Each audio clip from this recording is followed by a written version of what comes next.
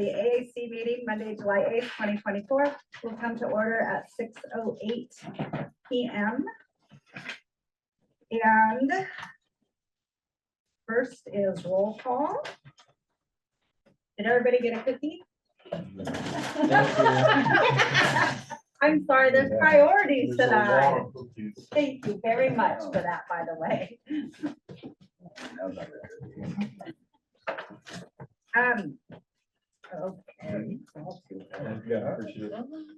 Okay, James O'Toole, Natalie Sayre here, John Bars, Peter here, Peter Markey Here.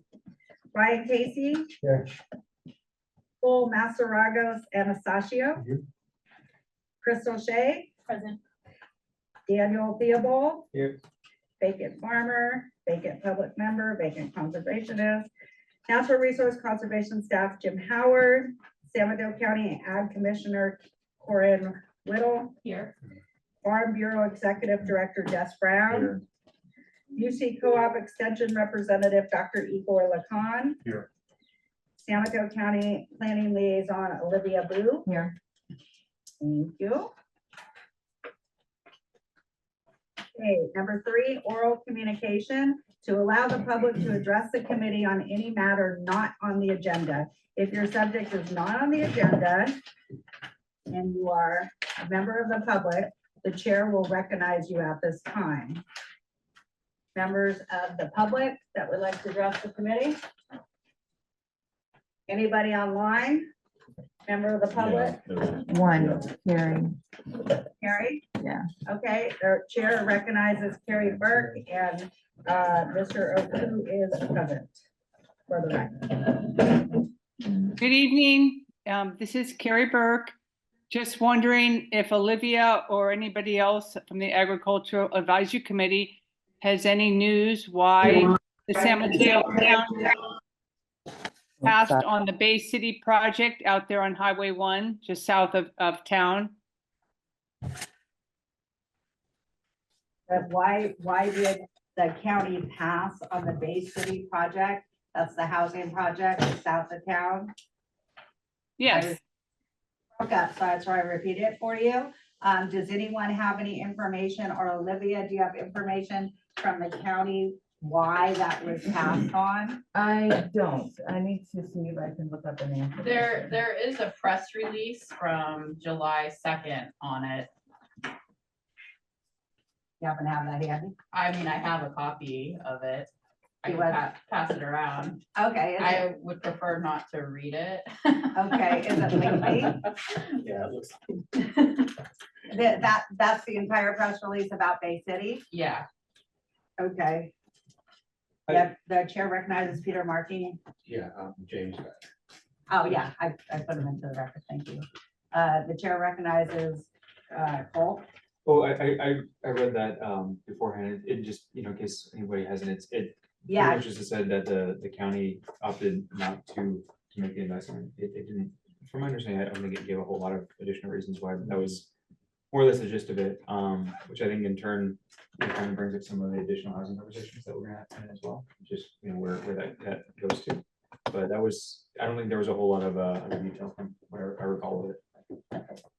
maybe, Carrie, maybe you could shoot an email to Corin and she could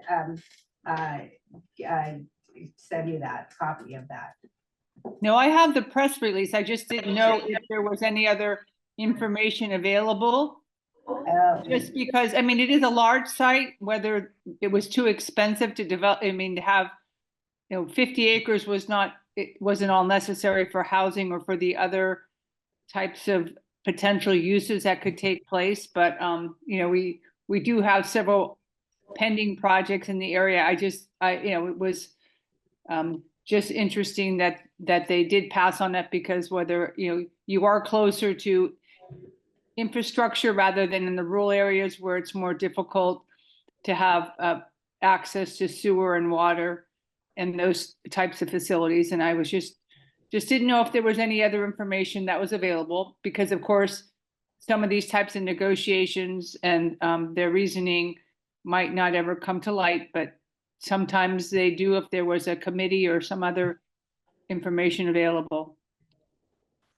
The only information I know is what's in the press release. Do you have any information on that, Olivia? I from the don't. county? I don't, I'll have to dig into it. Okay. So, Olivia says she'll look into it and bring it at the next meeting. Is that okay, Olivia? Yeah, I mean, also if I find something out, I can also shoot the committee an email. Okay, Thank you. thank you. Next, anyone else from the public with something to share of items not on the agenda? Okay. Okay. Number 4, committee member updates and or questions to allow committee members to share news and or concerns for items not on the agenda. Okay, the chair recognizes Daniel Theobald. I have an appointment today at 7:30, so if we have voting items, if we could get them done before then, that would be great. Okay, I'm gonna have to excuse myself. I'd also like to suggest agendizing a discussion around farm stays. I have heard a number of different things, and I'm not sure that there's a clear understanding of the policies of both the state and the county around farm stays, so I think it'd be productive to talk about that. Farm stay when people come and stay at a farm for farm education. Yeah, there's a California state program for farm stays. And by my read, it seems to be sometimes in conflict with county policies, so I want to switch slow down a little bit. okay.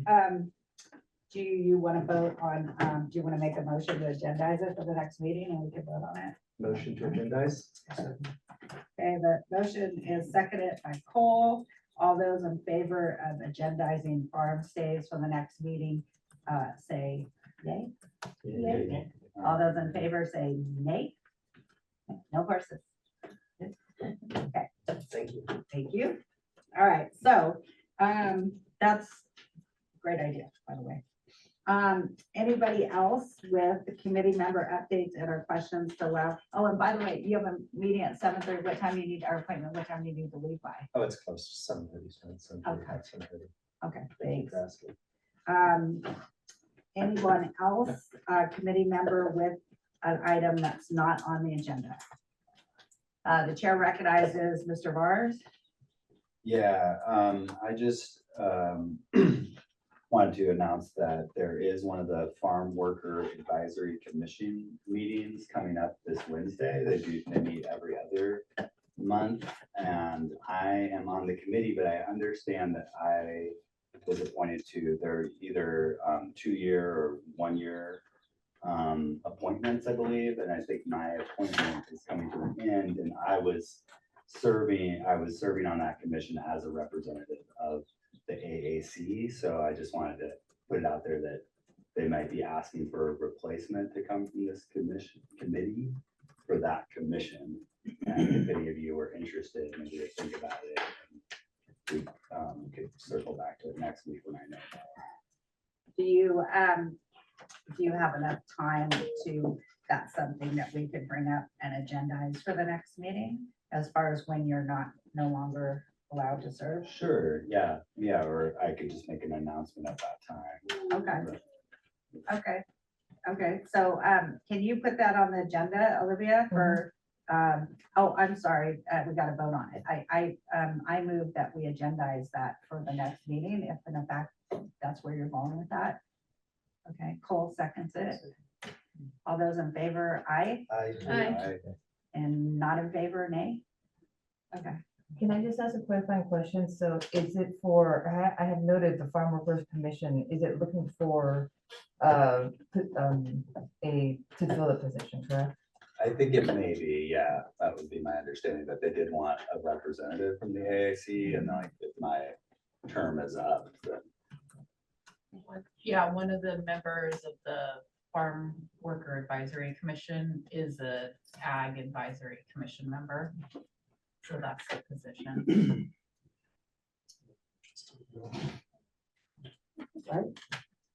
That sounds good. Yeah, one's of interest. Yeah, good. Good. Is there, do you, if somebody wants to seek out information about it between now and the next meeting, if they're interested, can they contact you, or is there a place they can find it online? Where do they go? They can contact me. I'll make sure to ask the question, but I'm sure that you could contact someone directly through the county to the action.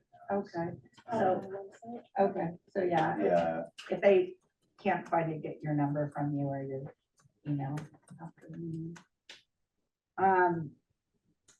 Anybody else on the committee with something to question or update or something to share that's not on the agenda? Yeah, I have just one thing. The At chair recognizes Cornwall. at the Farm Worker Advisory Commission, it's this week, Wednesday at 7, I believe. Justin Mates will be presenting on the Farm Labor Housing Task Force. So it'll be it's like the first presentation of a series that will come through, and so they'll eventually come here too, but it's gonna start this Wednesday. And where's that located, the meeting? I believe it's at the library. yeah, they've been at the library. Yeah, is it 7 o'clock that it starts? What's he gonna talk about again? The farm Task worker force. housing task force, yeah, the inspections. So, but it'll be like a series of talks, so they'll come here too. Yeah, they meet 7 to 8:30 at the library. Okay, 7 to 8:30. The chair recognizes Peter Markey. You know, I went to Justin Smith's four of his meetings. And what I got out of it was about the task force, is what he said, and what the people that the task force went out and did was not what he said. So it was not correct. So, kind of take a little bit of what he says with a grain of salt. So this will be a report out as promised. On the found information, correct? Oh, and what they found. Mhm. Okay. So. Anyone else? Just super quick. The chair recognizes the gentleman with the cookies. That's Igor? not bad. I like that. I like it. So, on the 23rd of August, so next month, the University of California administration types are going to be visiting our little office. And they've invited the stakeholders, and all of you are stakeholders. So I will be sending an email through Olivia. When you get it, feel free to drop by. We'll have some food, some cookies. I'll have some lunch too. And you get to talk to some of my bosses and tell them what you need and where we're doing well and where we are falling short. So August 23rd, but I'll send. Yeah, I can't talk about that, sorry. Sorry. That was my other brother. All right, so who is it that's coming? I'm so sorry. My bosses, my Okay. various bosses from Oakland and Davis. So University of California Division of Agriculture and Natural Resources, or ANR administration. Okay, so this is where we tell them what a great job we do. Or what we is need better missing? cookies. Yeah. There you are. What's missing? Bribery. I love it. No, but you can come and say what needs there are in agricultural extension that we're not meeting. And then they can take that back and say, we're going to hire more people. I prefer no racing. No kid for next, no, we'll have. That's wonderful. Thank you very much. Is there any news about another ag advisor? No, not at the moment. There is another round of positions that are being released. Oh, I'm wrong. I'm sorry. I'm wrong. Yes, there is a position being released in floriculture nurseries. It's unclear whether it will be housed San Mateo Oh, that's up your or alley. further south, Monterey, or probably not San Benito, but Monterey or Santa Cruz counties.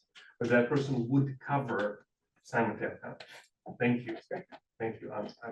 For a moment, but no, you're right. There is one position being released. Okay. So we should have somebody, at least a third of somebody this time next year. Really horrible. This is Steve Cheswold's position, if you remember way back when. Except it now covers San Mateo. And typically, what other counties would we share with? It really depends on the position. So Okay. our wildlife advisor, we're sharing her with a bunch of counties northward, which is unusual. You're sharing me with all of the Bay Area counties south of Golden Gate, so Alameda, Santa Clara. We're sharing our nutrition advisor just with Santa Clara County. We're not sharing our 4-H advisor with anybody. She's just San Mateo. And then there's a bunch of advisors who are headquartered in other counties that, for example, Andrew Sutherland, the structural pest advisor, who serves San Mateo as well. So Okay. it really depends on the position. This is a little unusual, this floriculture, because most of that industry is just south of us, so it would sort of, we would share it that way. Okay, We have one advisor that we share that way now. We have a new forestry advisor named Brian Woodward. He's based out of Santa Cruz County. And he does cover San Mateo. He is interested in working with people. He mostly does forest, like forest. I do urban trees. He does things that you can cut for timber. So if you need a timber harvest plan, you can talk to Brian. But also if you have forest land that's actual forest, kind of in the woolly, Brian would be a good person to talk to. He speaks fire very well, so he's good for that as well. Thank you. Thank you very much. Anybody else on the committee with anything to add? Okay, I have something. So we've talked about seeing if there was a need for the farm labor housing and some sort of study done and asking about that. And I was found that, did anyone here attend the PMAC meeting? I think it was like last month or something. No, so the PMAC meeting, it's my understanding that the supervisor was there and they did a lot of great things, but they referenced a comprehensive assessment of farm labor housing conditions and needs. So I would assume there's data on need from a study that they did in 2015, 2016.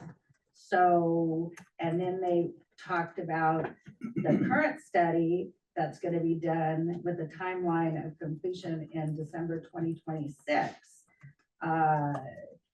That's going to talk about changes and needs and of the farm labor housing. So, and this is the Department of Housing and the Planning and the Building Departments doing this. So my question to you, Olivia, is could we as a committee receive a copy of the 2015-2016 farm labor housing study? Let me check on that. Okay. And then the second, yeah, go ahead. Jim. It says the lead was Department of Housing and Planning and Building Department. So, so if it ties in well with what Mr. Mates is going to be presenting. But this says that it's coming to fruition. Everything for the new study is 2026. So hopefully what he presents at that meeting and when he comes to us is more completed than that. Maybe this is wrong, or maybe I'm reading it incorrectly. But I'd like to get a copy on that 2015-2016 study, because just knowing there actually was one, that's something we've all been seeking. Yes. The chair recognizes Peter Murphy. I'm sorry. It would be really interesting after we get a copy of that 2015 study is to also then go back and see what farms was up and running at that time and how many laborers they used. city, employed 200 people, you know, running. So there's a lot of farms that closed the doors or downsized dramatically. Stan Pastorino, I believe back then was up and running, he's no longer running. Just University just downsized dramatically this year, so we can really see in comparison of what was up and running and how many labors that they use and what's up and running now and how much everything downsized. Okay, So yeah, I'd like to see if there's data, or even if we graph it, you know, it would be nice in different areas. Then my second, well, actually, before I go to my second item, I have a question. Corin, do you know when Mr. Mates is coming to address our committee on that? I am not sure. I think maybe the next meeting. August? Have you heard from Oh, sorry, I Judy? didn't connect those. Yeah, from, was it Jennifer or Jessica? Oh, Jennifer. Jennifer. I'll have to look look it up real quick. I think I I might wasn't, be right. I forgot, I Yeah. wasn't connected to August. I Yeah, wasn't so connecting those two. he's trying to get on the agenda. Okay, I okay. think it is for the next Yeah. meeting, Is his study complete? I don't know if there's actual a report, like a written report yet. Okay. Well, It might he's- be like a preliminary, And like, he's talking the- about what they found on the task force, it doesn't Yeah. necessitate the need. The need is a No. separate issue, and that's a study that gets done in 2026, so. Okay, yeah, I'm so, I'll send Olivia the link to the needs assessment that was done. The one okay. that you're talking about. Oh, fantastic, thank you. And Seems that's like the the one in task- 2015 to 2016, so Olivia, you could distribute that? The 2015? The 2015-2016 needs study for the farm labor housing that was done. Oh, is that what you have access to? I just sent the link to you. Oh, okay. I just emailed it to you. Fantastic, thank you. I just don't have everybody's. Yes. John, I'm sorry, did you? No, I was just gonna say that, excuse me for interrupting, You're fine. that I imagine that the Farm Labor Task Force might be able to provide some data to that 2016 or that 2026 study. Maybe that will be one of the sources for the information.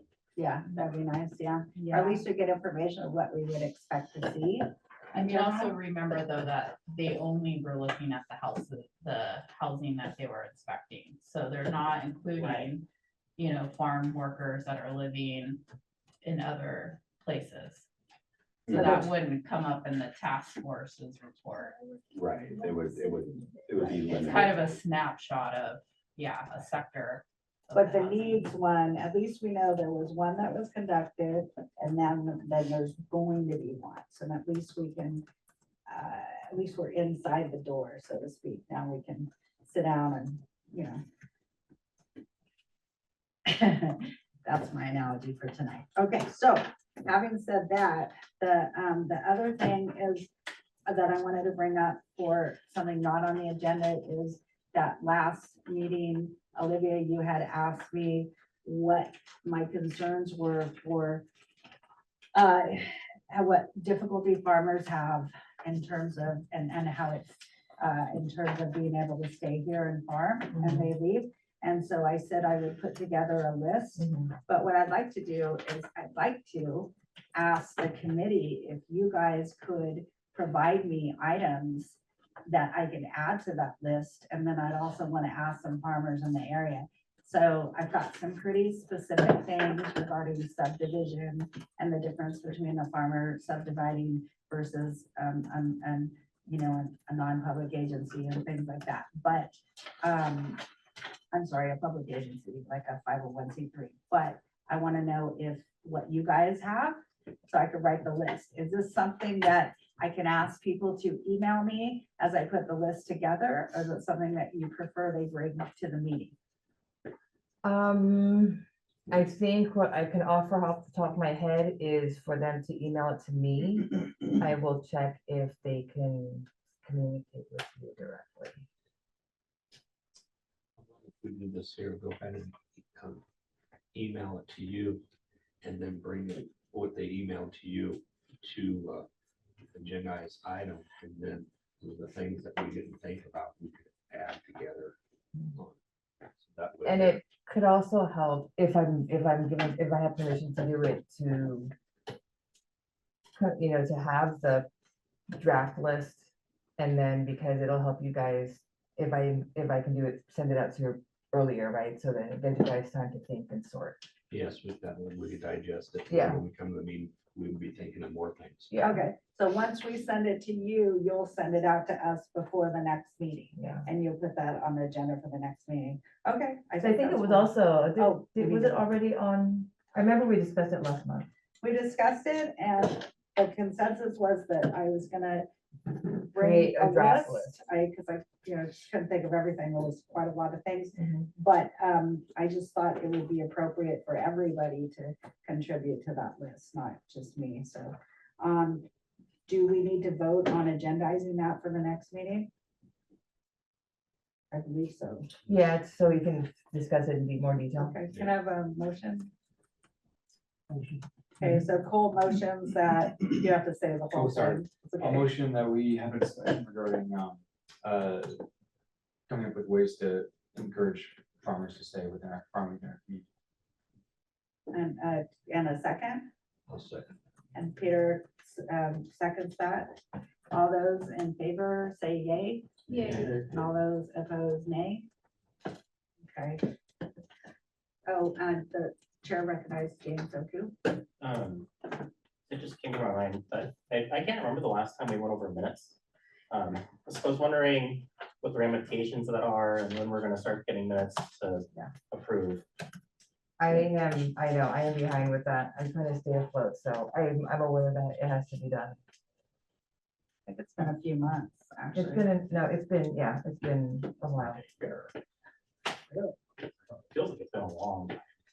Are there ramifications though of not getting them done? I don't know offhand, but they have to get done regardless. Okay, next, okay, is there anybody else on the committee with anything on the agenda? Or that's not on the agenda? Okay. Next is number 5, the Planning and Building Department Director's Report, Planning Liaison. Olivia, Okay.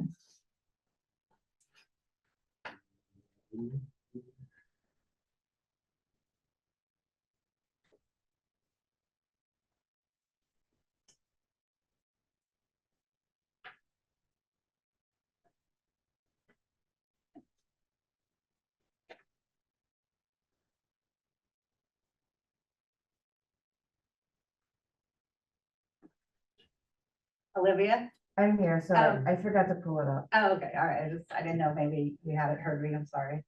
Thank you.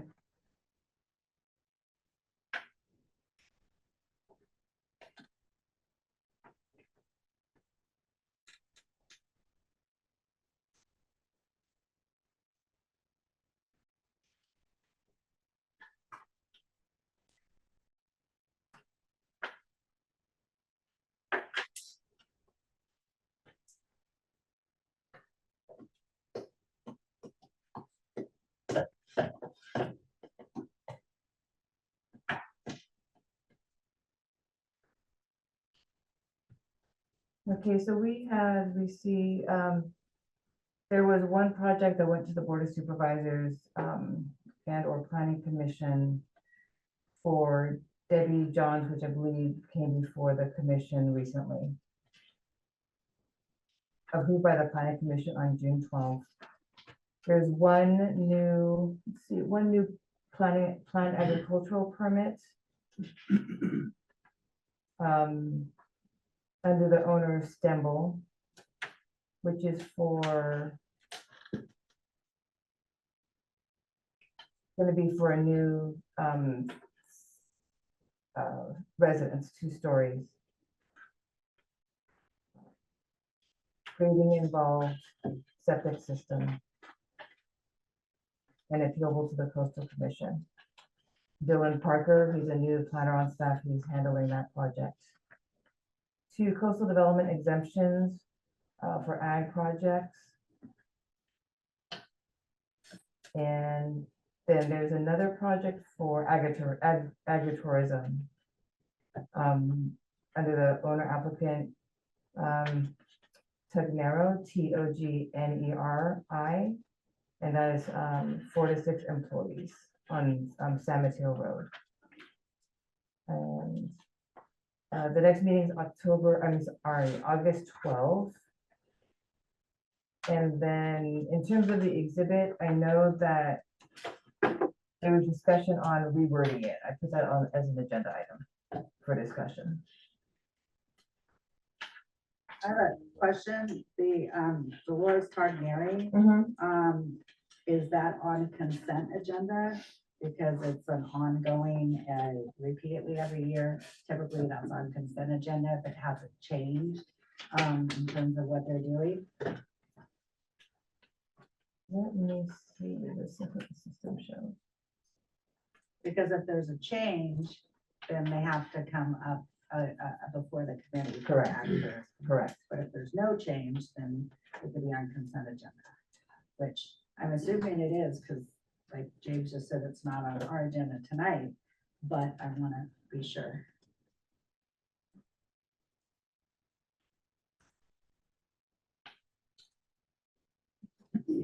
This is one of the things that we used to do. Yeah. So, Yeah, I don't know actually.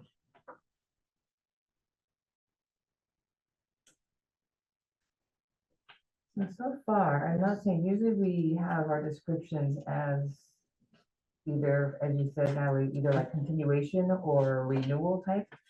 That's not described here.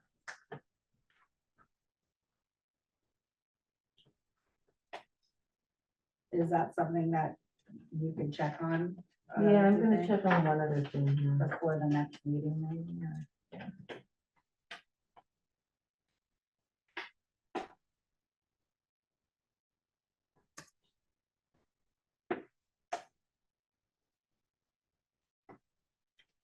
I'm checking to see if it's showing up as a different project.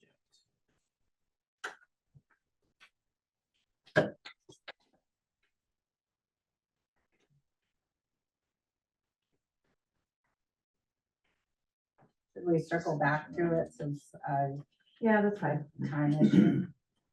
Okay.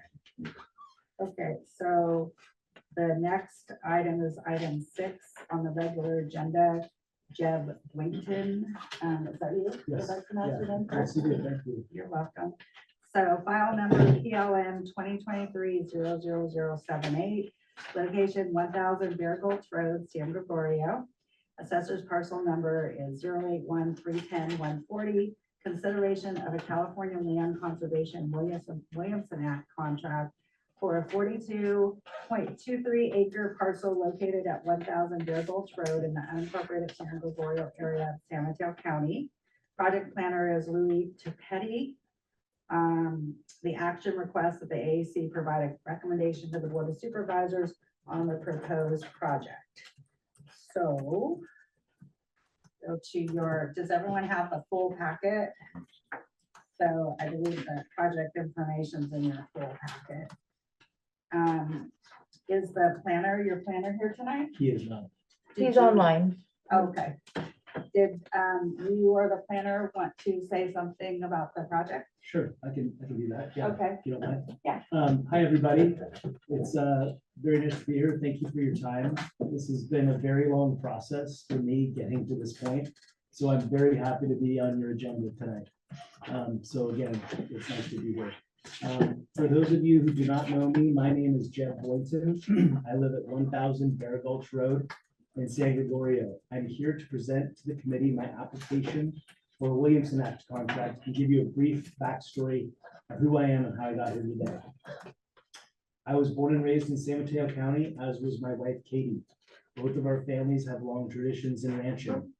My wife and I share a strong interest in keeping local agriculture central to the San Mateo County coast. I want to pass that shared interest on to our 3 boys. For that reason, we are applying to enter into Williamson Act contract with the county. In addition to restricting the use of our land to ongoing commercial ag ag-related uses and compatible uses, the property tax benefit of entering into a Williamson Act contract will allow us the ability to make further improvements to our property, including building of a barn, ag infrastructure improvements, and brush clearing that will allow for more grazing pasture and reduced wildfire exposure. As I said, it's been a long journey getting to this point. In 2016, we mailed 25 handwritten letters to property owners in the county in hopes of creating an opportunity to own a ranch property on the coast. In July 2019, after a response to one of our letters, and a year and a half later of negotiations, we bought our 42-acre property in San Gregorio from its previous owner.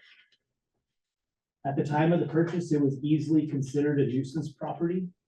It was in its 9th year of the Williamson Act non-renewal process and was well known by the neighbors and the San Mateo County Sheriff's Department for unruly squatters, overrun with non-operable cars and trucks, shipping containers, RVs, hundreds of tires, deadfall, and dry ladder fuels. There was no viable agriculture happening on the property at the time of our purchasing it.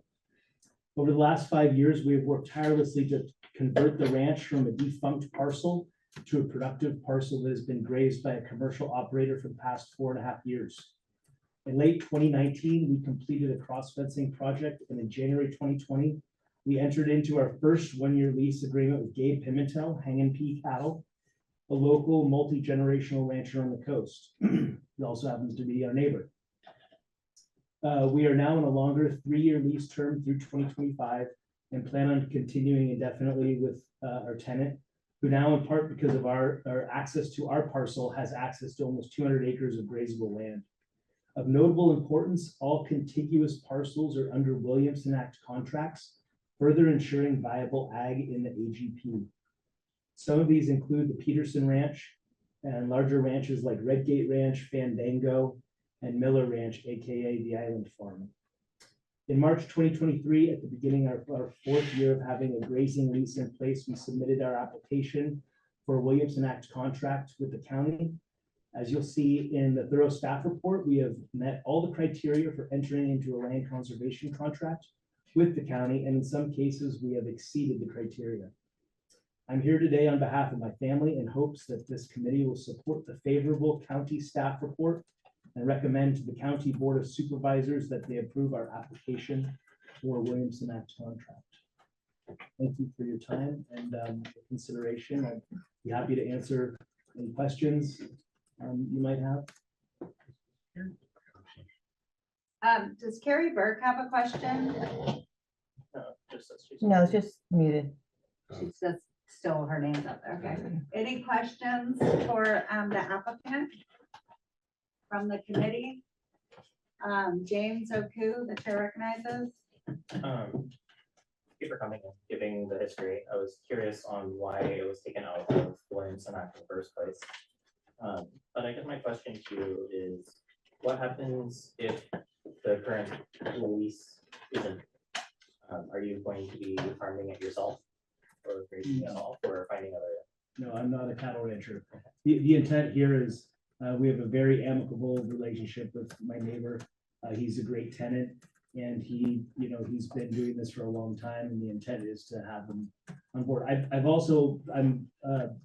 been following some of the Mid-Peninsula Regional Open Space leases that have come up for proposal, and I'm equally as interested in increasing the lease terms with him.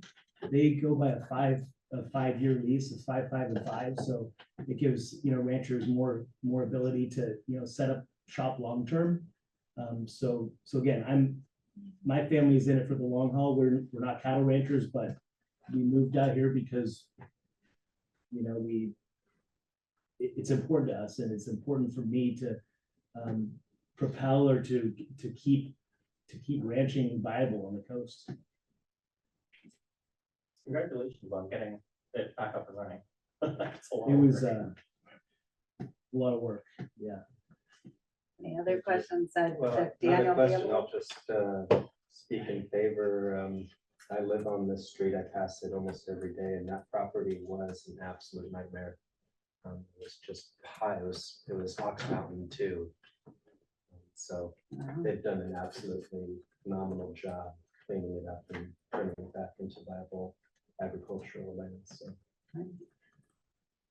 Other questions or comments, from committee members? Peter Markey? Yeah, the same as Daniel, I know Jim, and I know that they did, like he said, they cleared a lot of debris, shipping containers, tires and everything, and really put the property in good shape. And I was happy to hear that you said that benefiting on the tax break, you're gonna be doing the brush clearing because that does need to be done a little bit more. And, other than that, by having the cattle operation next to a commercial cattle operation, that's Cattleman's able to broaden his operation and rotate his cows in a way so he sees that is here. And I'm in favor of redoing it, and especially with the park that Jim said that they're going to be a brush to try to get more grass on the place. So, and the other comment was for some reason, if current cattle decides not to do it anymore, you find somebody to continue this come to our community. Absolutely. Just to add one quick interesting point about the brush clearing, I have cleared a lot of brush there, and I just recently got awarded an equip contract with Jim Howard of the NRCS to work on a 10-acre portion of our property that was a defunct Christmas tree farm in the early 80s. And so I'll be working with the NRCS to further create a better forest health, try to create some silver pasture up into the forests, all in order to provide more grazable land, which everybody knows what the benefits of that are. In addition to mitigating the severe fire hazard that is currently existing upon that ridge. So, we're in it for the long haul, is all I can say. So.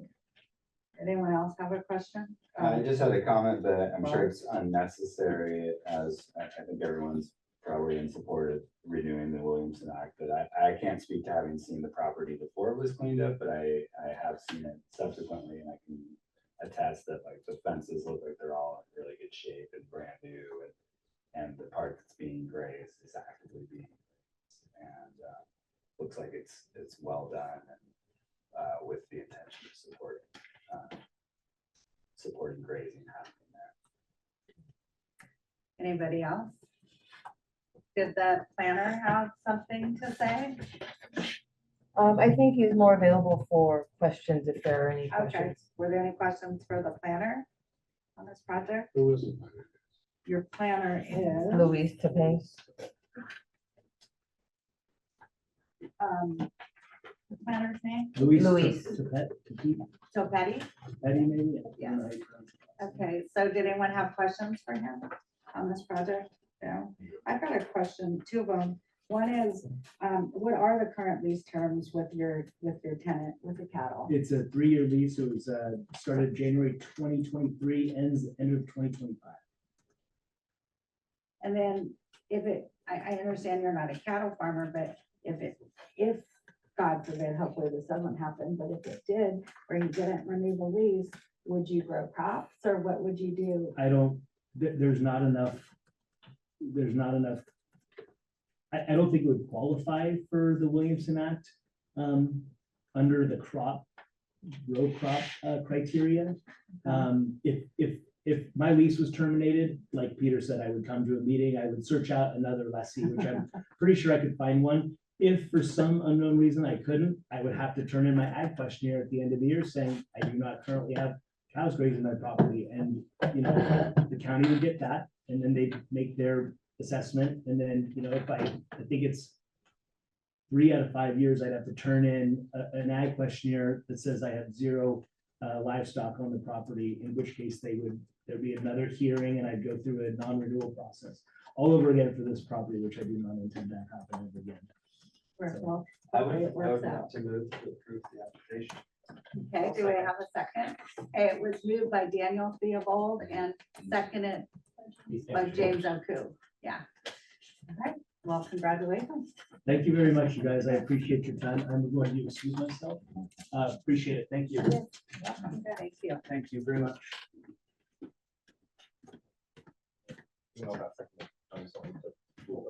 Oh, yes, I'm sorry. So, all those in favor, say aye. Aye. Nay. Nay. Okay, good. All right, so it's approved. Next. Or I guess we're recommending We're that it's recommending. approved. Yes, thank you.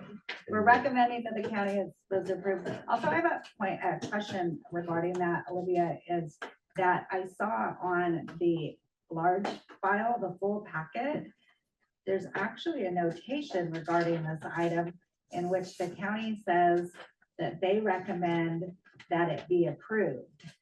And I'm just concerned because it's our position as the Ag Advisory Committee to give our recommendation to the county, Correct. not the opposite.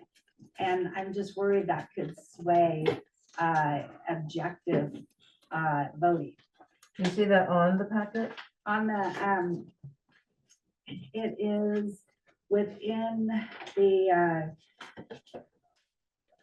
Now, my read on that was that the planner saying we believe they've met all the criteria, but if the committee had additional information or comments, that they'd be open to hearing it. That's the Okay. way I interpreted that. well, it's on page 8 and it's on the bulk packet and it says staff evaluation and it says based on the information submitted by the landowner, staff recommends a parcel be encumbered by a Williams and Act contract.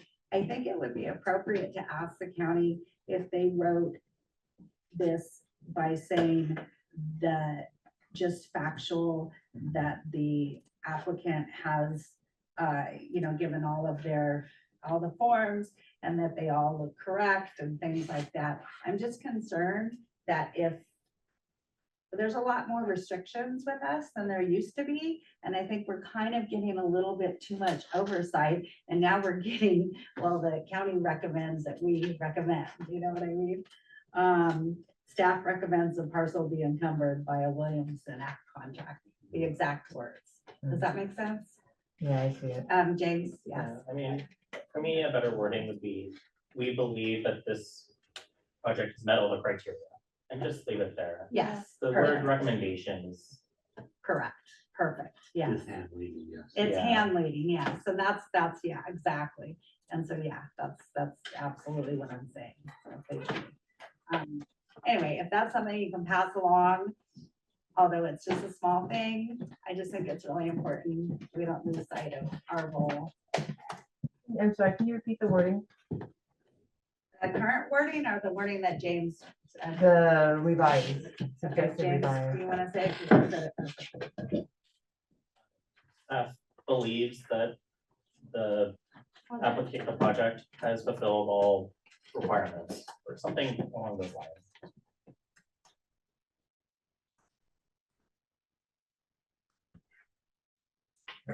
Thank you. So, the next, and I don't want to take away from Daniel said too, you got, we perceived it. We got that too. Oh, no, it's fine. Yeah. I think improving the wording doesn't help. Doesn't hurt. Okay, so, and next. Or whatever. You're just digging your grave here, Daniel. Yes, Peter, the chair recognizes Peter Martin. Years ago, when I was on the subcommittee for the Women's Act, and we revised it, on the grazing was set forth in this fashion.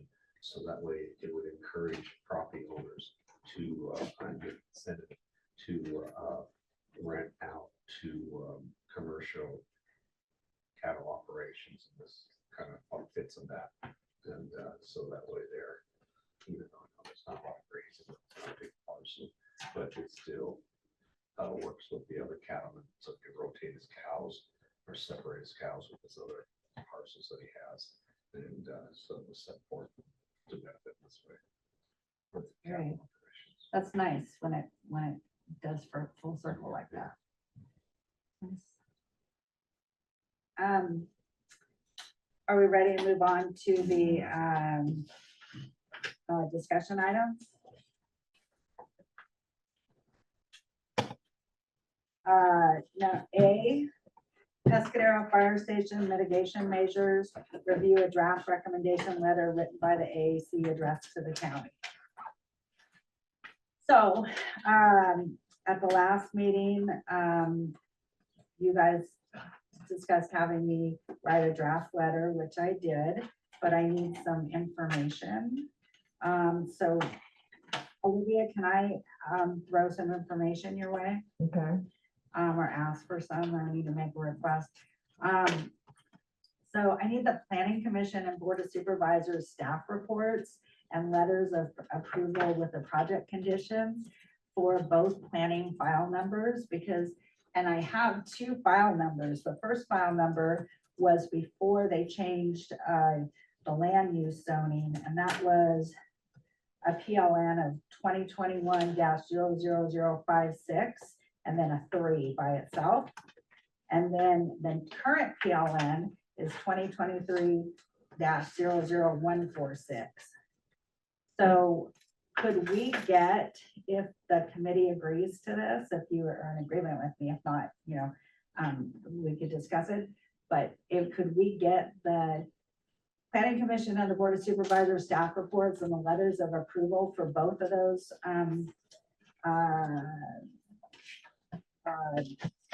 project numbers, the file numbers, and these corresponding AAC staff reports for the two actions. I did look for staff reports after the last meeting that Corin had pulled it up, that they had come to us in 2022, and that was in June. I looked at July.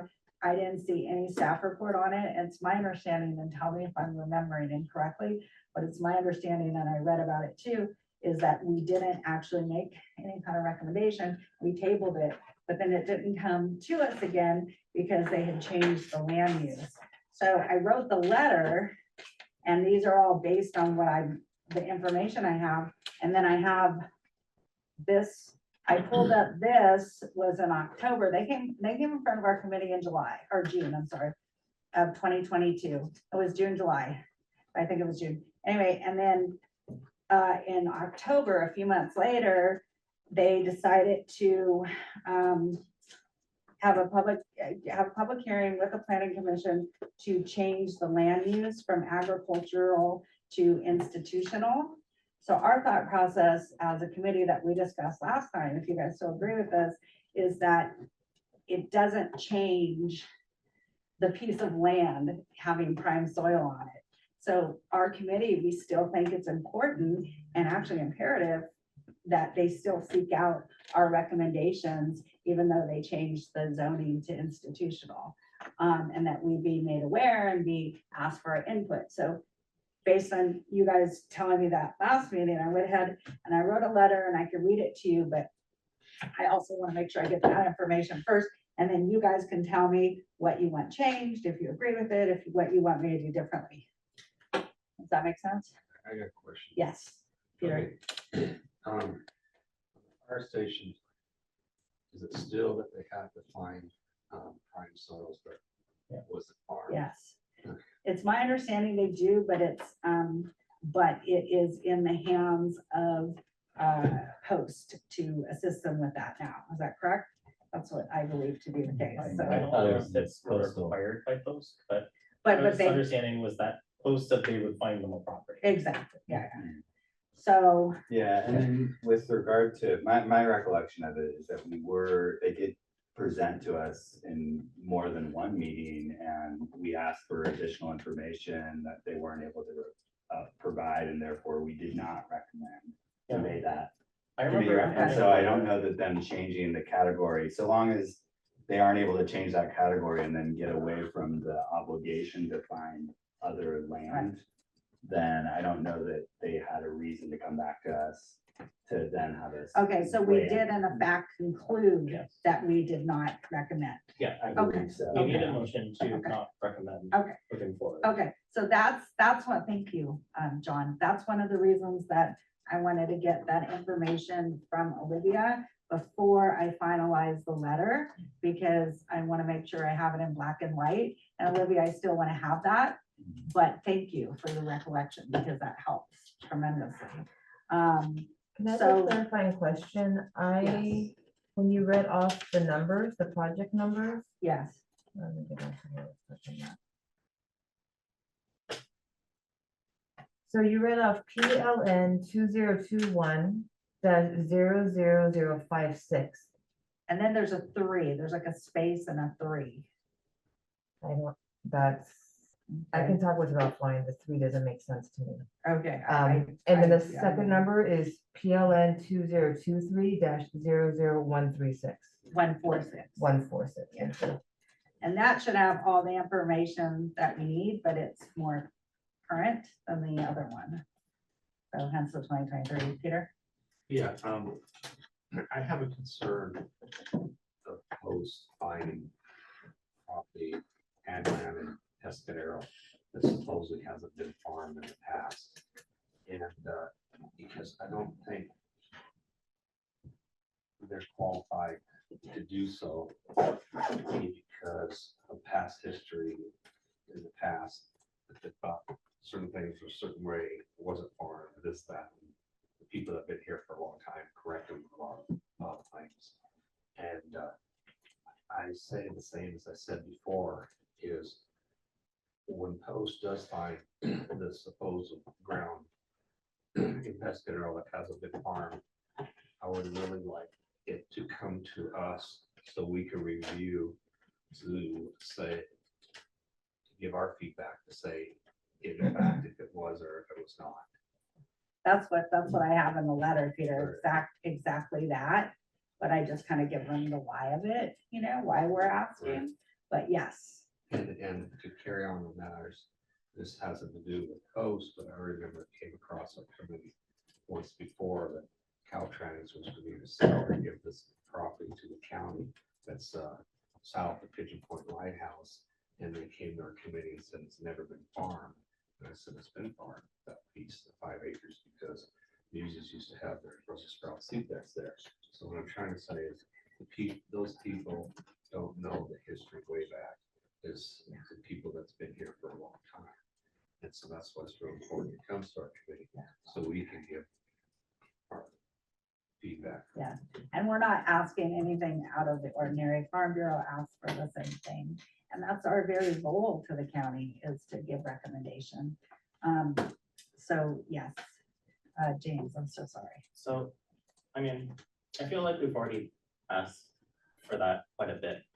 I'm not sure we'll get anywhere with it, but I guess my concern is now that the county will move forward with whatever property they find, and I'm wondering how we would appeal that to the coastal commission, and what happens if county moves forward, builds the firehouse, and after the fact, it's found that they could not find the property, but it's already been built. And I'm curious what the coastal commission will do if, what recourse the coastal commission does have if the fire department has already been built and people later prove that the parcel they chose was farmed in the past, I guess. What do you mean? Is there any What are the consequences? That's a good question. Do you know that, Olivia? That's a very good question. It's part of the, well, because it's part of the condition of approval, it's going to be reviewed. I can ask that question, but generally speaking, if there's conditions of approval, then they're going to be, if the criteria hasn't been met, generally speaking, they need to keep on making efforts to comply. But who makes that judgment? Is that going to be the coastal commission or the county? Both, as far as, I believe it's both. And how would the coastal commission have authority of who's farmed there? I will double check, but I suspect that it will be the county. This information submitted to the county for staff to review, and then that information is if it's, if assuming when it's in compliance, then it'll be submitted to the coastal commission. I'm trying to think back on. But is there any recourse if the county mistakenly approves when, and later on is found out that it was farmed previously when the county did not believe so?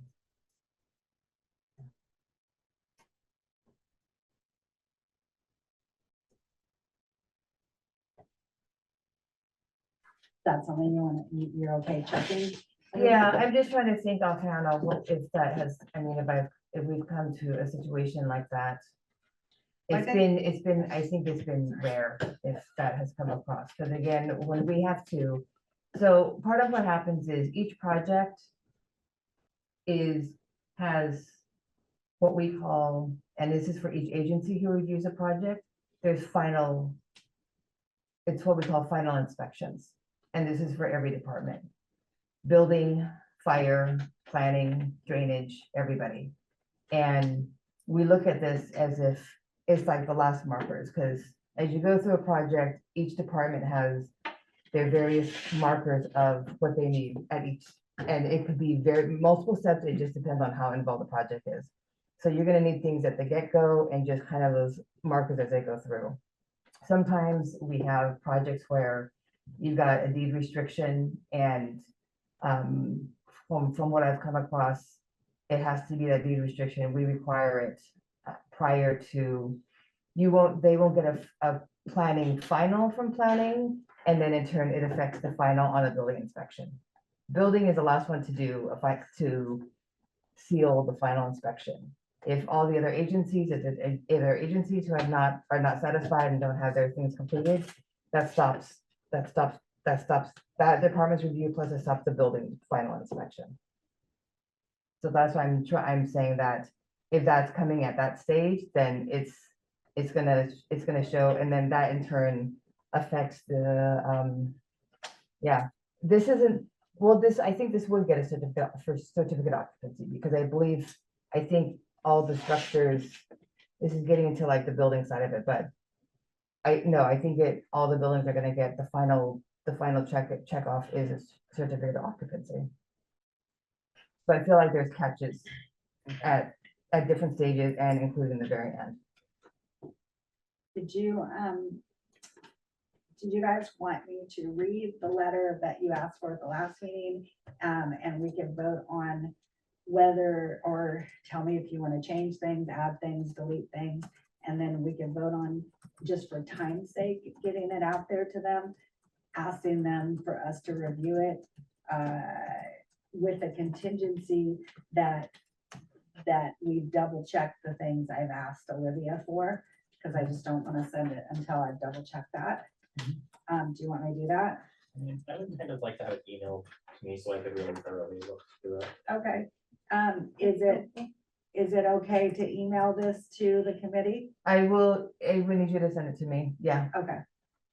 All right, so I will send it to Olivia, and then, but remember, it's with the contingency that please tell me things that you want to add or delete, or, ideas or whatever. And then it's also with the contingency that I get the reports and the letters of approval for this project, so that it meets everything that I've read, but reading the final will tell me, and to what John told me to, so that it's all, correct in the factual part of it.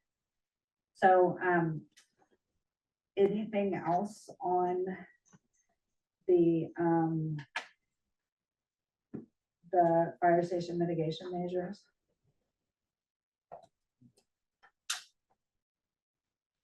Jess, do you know if Farm Bureau got a response to their letter asking virtually the same thing? And if so, no, you don't know, or? No, they don't. They haven't gotten a response, okay. All right, well, I guess all we could do is ask. I think it's important to, my thought process of how do you guys feel about this is, I feel like the very fact that it's institutional, I mean, not that it was purposely done, I'm not trying to say that, but I'm just trying to say regardless, it's the same piece of land, you know what I mean? It still has the same prime soil, and so it still, has to, we said no, which Joanne, thanks for telling me that, but I think it's our role to advise them on finding an appropriate property. And to the degree that they want to listen to that recommendation is up to them, but I think it's our role. Am I wrong? Do you guys feel the same way? Yeah, Peter? On the same subject. I was a little surprised that they would pick that piece of property because when I went to Pescador High School and science, one of our field trip was a bugle cutoff right adjacent to that property. Was going over the different species, the different aquatic birds, wildlife, and everything else. Now here they're putting up a big fire station right next to it. I was really surprised they did that with all the different species in that little canal right next to it. I'll note it. I guess I would say, that's what I was saying, that I'm afraid, like, the reason why we made the recommendation to not approve it was because we didn't believe such a parcel actually existed. And I don't know that anything has changed to make us believe that that parcel does exist. So it may be, I think it's very important for us to push for having a forum to make that public statement if we believe that they haven't met the criteria that they claim to, but we may have to, because this project is important and they want to do it. It's like, we may have to accept the fact that they're kind of pushing it through without us having the influence we might want. But I think it might be an opportunity to at least make the case that even if you're not able to replace the acreage that's being taken out of agriculture with a specific parcel that's twice as big and has never been farmed, or, like, that doesn't exist, they can at least, we can at least encourage the county to take on policies and that encourage agriculture to be successful generally throughout San Mateo County. And that might be the best we can do. Do you think we should put something like that in the letter, or send the letter with by saying, we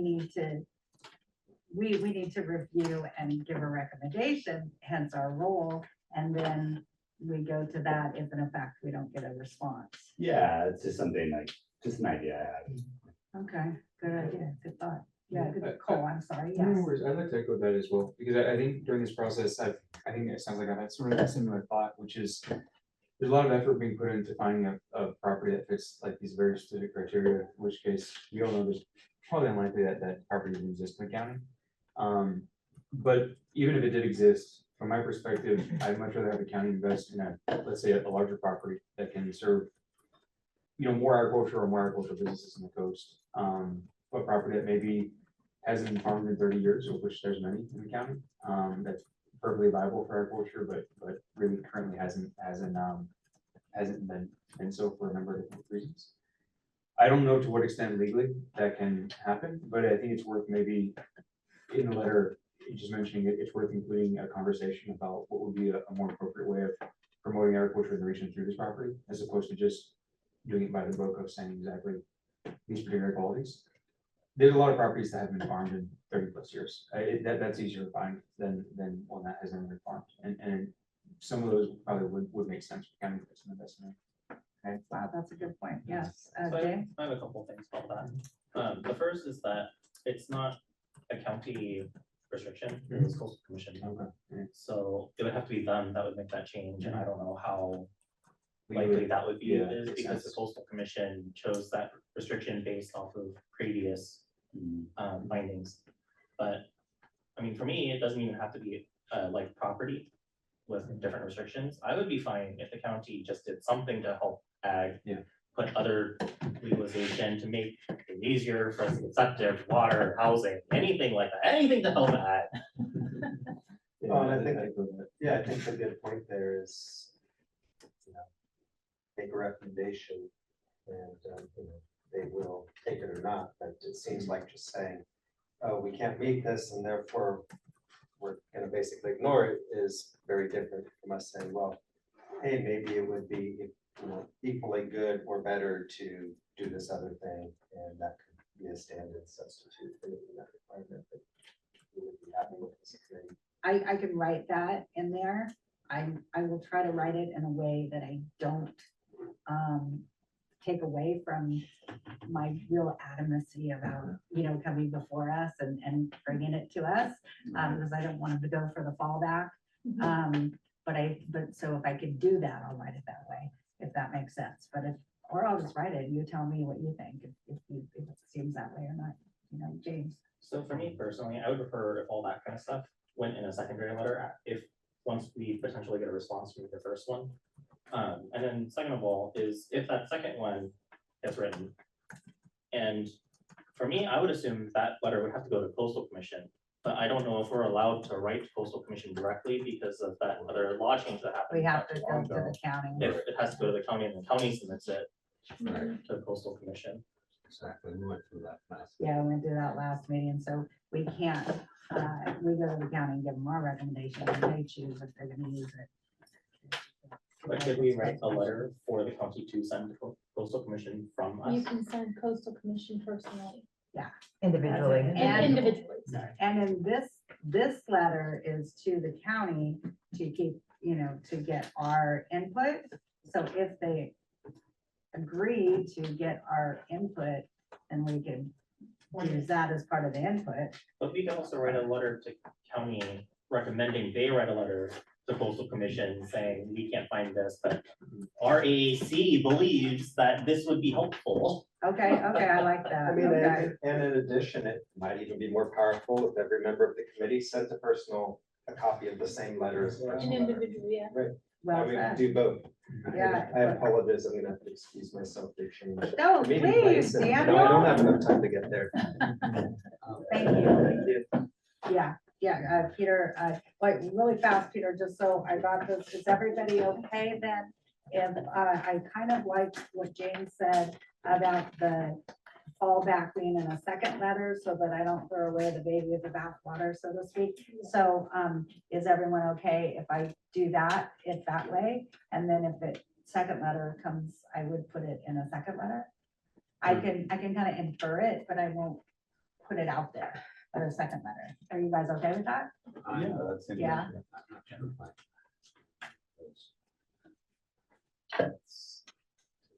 Saying, we're accepting it to be French soil if you do something else. Oh, no, that's what I'm saying is, I'm not gonna put that in the first letter. In other words, I won't put it at all unless we need to do a second letter, unless, you know, we've been kicked in the head and we just need to scream. So then we don't have to scream, we don't scream, but if we have to scream, we scream. Because I personally would rather say that they should No, just no. rebuild it where it is. I don't Well, think yeah, but we're county past is that. open to that. Unfortunately, they've we're made it past their that, mind. yeah, So if we're gonna lose, we might as well get something out of it. Yeah. right. I mean, Well, I it's think- basically what we're trying to do. Yeah, I gotta think about it. I think our role needs, well, you'll get a copy of this letter, Well, you were And- gonna email a draft Yes. to Olivia And and she she'll would send it email to it to everybody, us and we yes. can review it before the next. review it, send me changes you'd like, et cetera, and I'll send it back.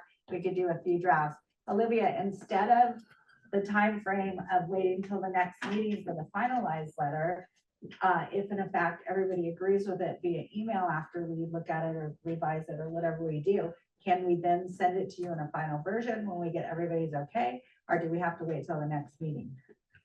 The Brown Act and everything else.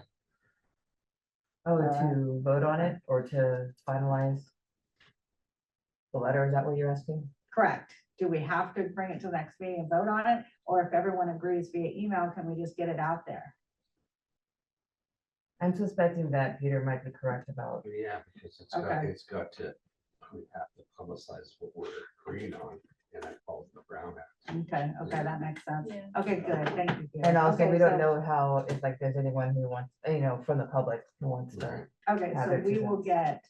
we will absolutely then take, and I just feel like it's more a letter from all of us, even though I believe I've taken all the input you've given me from last meeting, but at the same time, I really want you to look at it and say, hey, wait, no, I want this in or that, I really want it to be from everybody, I don't wanna. So, okay, so next, are you guys ready for next? Revised wording, of exhibit item A of director's report for Peninsula Open Space Trust parcels excluded from wildlife conservation easements that are associated with the Lake Lucerne Mutual Water Company. So that. Olivia, Yes. can you tell us what that was? I kind of don't remember the revised wording part of it, I'm I sorry. brought that up. I Okay, was thanks, Ryan. basically making the point that it's been on the agenda for a long time. Just in case somebody shows up from post, we could talk to them about it. So I realize the intent of it, but I think it's working not in our favor. Rather make them not want to come to these meetings because they know they're just. They might get attacked bombarded. on this thing. Yeah, And so I think what we arrived at in last meeting is trying to revise the wording of it where that we somehow keep posts out of this item, but it still opens up the option of discussion. And maybe we'll have slightly more luck if somebody from post happens to show up. And we could still would you talk about guys feel going with what you said, if we took it out? And then like, Peter, you're one of the owners there and you were gonna update, like, and you just give an update during the discussion that from Yeah, committee members? we haven't had a meeting for a while. Okay, but is that okay with you to do that? Giving an update for what's going on, of what I can say, so. Is, But right now, it's in a brainstorming state, is that the post wants to sell their shares property to Mid-Penn, and they own 40% of the shares, and we're worried about if they sell to Mid-Penn, and Mid-Penn doesn't want to sell shares, that increases our cost 40%. We don't want that to happen. How can we work with Mid-Penn so that won't happen? It's all in the brainstorm state. okay, I'm fine taking it off until we have updates. right, and then if you were like, I'd like to update you guys on this, or if somebody has a question for you, that can occur during that time of stuff where we talk about things not on the agenda. So, James, do you want to move that we take it off Yeah, sure. of I'll make a discussion? motion. Okay, anybody second it?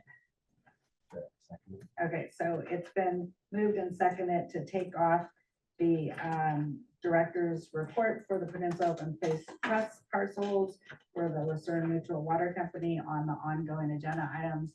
And if in fact something comes up where Peter has an update for us or somebody has a question for Peter, we can talk about it during the initial part where the committee members bring up things. Okay, so the next thing, drafting steps and paths for the county to help preserve and promote farm labor housing. So I think this fell in line with what you were talking about, right, Paul? Yep. About the housing. Yeah. Yeah, I'd be happy to touch on my thoughts. I wrote a few notes down as well beforehand. The reason I think why I wanted to discuss this is in the context of the housing inspections that we just had. I think they brought up a lot of different things for a lot of folks in the community. It seems to be that there is a lack of trust sort of across the board in both directions, in terms of the county and sort of our coastal community as well. And I think often the discussions during that have kind of evolved into everybody on one side versus the other side. And I'd rather think about ways we can be more proactive in terms of finding very specific policy solutions to address housing in our region. So I want to propose a couple tonight.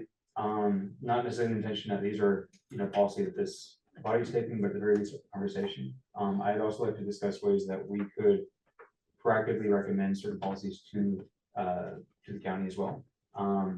It could be from what we discussed tonight, it could be with us doing sort of research. Or potentially even, I don't know if this is possible with the Brown Act, but I wonder if there's a potential of even having a subcommittee of some sort that can make recommendations. We've had them in the past, so that's not a violation of the Brown Act, is it? What's that? We've had subcommittees in the Yeah, I past. think for it has to be different things. limited to a certain number of people. Sure. Okay, Yeah. I think that's a good. idea. Okay. So, you know, to give, I know everybody knows most of the context of the issues we have. I'm gonna mention them here just because it's a public meeting. You know, I think in a lot of conversations I've had with other farmers in the area, particularly young farmers, also a lot of farm workers in the area. There's a huge housing crisis, as we all know. A lot of the farm worker families are living in, you know, sometimes 4 or 5 families per home. A lot of times there's also spending, you know, upwards of 50% of their income on rent, which is, you know, not financially viable. It's usually, I know economists recommend 30% is what you typically would spend. A lot of folks are afraid to report bad housing conditions additionally, for fear of losing their housing. And then another challenge with this as well is with the price of housing in our region, farm working families typically aren't able to purchase property or homes just across the board, pretty much categorically based on the price of housing or the price of homes in our area. Additionally, this in turn also has led to challenges for farmers themselves and farm businesses themselves. In many cases, younger farmers can't afford their own homes, can't afford to live on properties where they're farming, which is typically least in most cases for younger farmers. And a lot of younger farmers in particular are leaving the area, as I know off the top of my head, a half dozen young promising farmers have left the Pescara area within the last year, because housing is really one of the biggest issues in terms of the reasons why.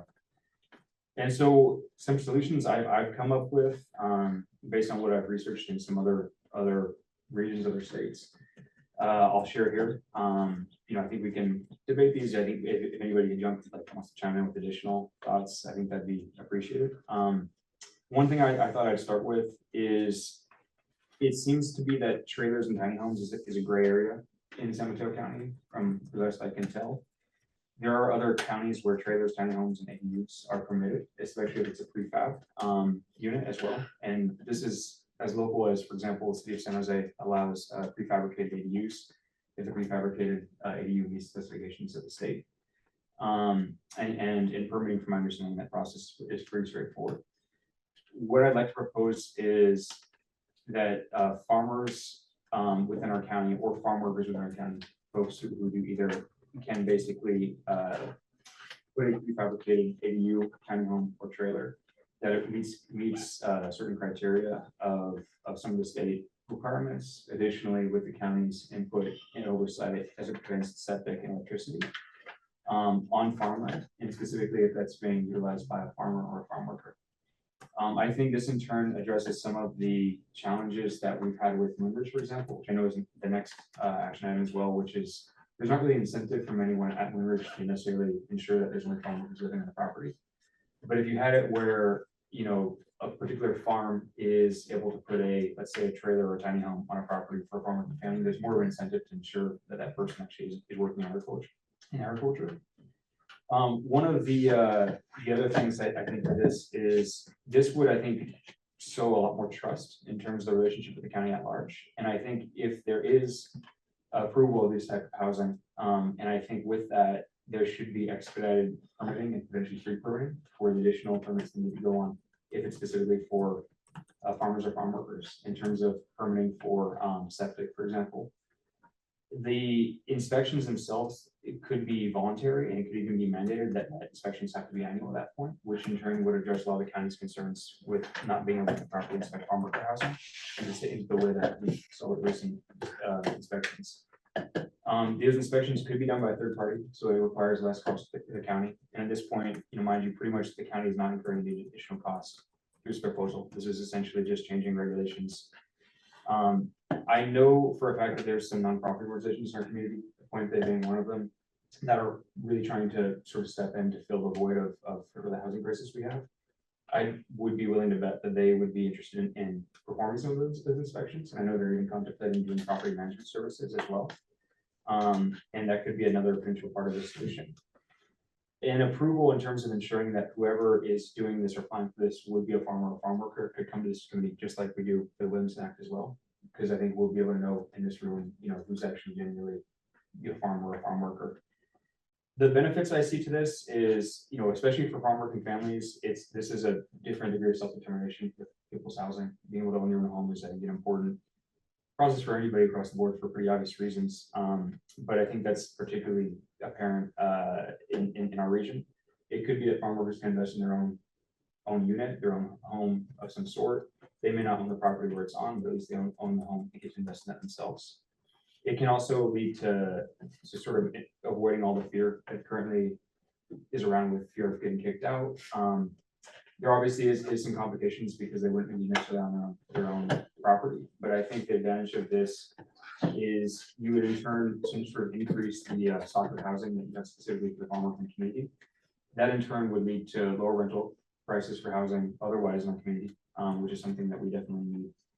And additionally, it would also lead to sort of, again, less fear from if there's, farm worker, for example, who's living in a current housing situation that is, let's just say, gray from the county's perspective. This would clarify that where there wouldn't be a fear of losing housing. In turn, if there are issues where, let's say there's abuse, let's say there's really bad conditions, the farm worker would not be afraid to go to the county to report those because they wouldn't be in fear of being kicked out if this entire process was kind of moved out of the gray area into, being fully legal. And I think, those are my initial thoughts. I think there's additional things that we could do. I'd like to invite everybody just to kind of make additional recommendations, and what I kind of see it as a vision of what we could do in this body is create a particular set of recommendations. I think it seems like nobody in our county has really been kind of leading the charge in terms of doing this, but it seems especially critical, and recent housing inspection showed a lot of the reasons why. So I feel like our body here is as good as any to start this conversation. Thank you very much. James, hold on, I was gonna say really fast. One thing I just want to say to what you said is currently, we had asked a few months ago for the farm labor housing loans, that they did in the past. And there were difficulties with those. You can only charge $9 a day per person, and it only meant the person that was, an actual farmer, and so, that kind of stuff. So they didn't work a lot. So I think, Olivia, can you put a note on there, not to put something else on your plate, but to ask, do a follow-up perhaps, or I could do it, or maybe Cole can even do it because it chimes in with what he's doing, a follow-up to find out where we are with that, because we did get a letter, I believe it was in December 2023, from Mike O'Neill saying that they are working on it. But now that we're like 7 months later, I think it's fair for us to check it again, because that will go, in my opinion, a long way with what you're talking about. Yeah, I definitely agree, and I thought about bringing that up additionally, because obviously there is a need for more investment across the board. I think, I don't know what the county's current budget situation is, and oh, no, I apologize, yeah, too, I don't know what the county's current budget is. It would be great if the county's willing to sort of put in funding for this. At the very least, though, it seems like with just basic changes to regulations, this can very significantly address countywide housing issues and make housing more affordable without really costing the county anything. Essentially, the inspections that would need to be done for septic essentially be the extent of the cost. I would love if they do want to have additional investments beyond that, but I think at the very least, it seems like a low-hanging fruit to kind of address the issue. Yeah, and like what we wrote in that letter is what we were purporting is to have farm labor housing on the farmer's land. We're creating it in the middle of the city where it's not wanted, and there's commute issues on the farmer's land, overseen by the farmer, and to go back to the loans, but James, you have the floor, I'm sorry. So quite a few things. Firstly, about the loans, I guess. For me, the loans aren't enough. And for me, it's like the loan wasn't even worth pursuing because I would need to put in so much more on top of that to get started with something. And going back to more problems that you were saying, just for the public, on the top of all the things you said, there's so many issues of building with permitting for water. And I would love if the county helped more with water systems for farm labor housing. We're currently having to deal with the state, and it's just a nightmare dealing with them, and they don't respond to emails, they try and continuously block us at every chance they can. We have to deal with lawyers to get them just to respond to us, and it's still been like 3 months with lawyers. Second is septic systems, and getting septic systems installed and permitted is also just a nightmare, getting stuff like foundation stuff. Mobile homes are permitted. I would love for it to be expanded to include tiny homes and et cetera. And what I personally would love to see is that the county has sets of pre-done permits for farm labor housing. And they say, as long as you have this pre-made slab, you have this septic system, you can put this type of home on it, and they could have it for various configurations. And they could say, here, the permits are already made, they're already done. You take these, you can build it, you're fine. I would love for them to have a program like that, where it's all set up for us, where we could just say, we are gonna take this package and build, and as long as we build to these specifications, it's golden. Instead of us constantly in the dark, having to pay all of these engineers to do it the same way, basically, because they're only gonna allow certain things. I would love for the county to be a little more proactive like that. I like that idea. Yes, the chair recognizes Peter Murphy. First of all, back in the 60s, when large lands in Pescadero area, you were able to subdivide up to 5 acres. And the reason why I'm bringing this up is because the county itself creates by growth, limited growth, it creates the value of everything going up. And so in the 60s, you can subdivide, if you had 100 acres, you can subdivide your property up to 5-acre parcels. And then they get away with that years later and came up with the metric system. So basically, if you got one density credit per 100 acres, you got one, you put only one house on. And so I'm talking to you about inflating value of building sites and all this here. Okay, basically, it's county restriction again, county restriction. And then came the coastal commission. The committee of Green Foothills, can't do this, can't do that, can't.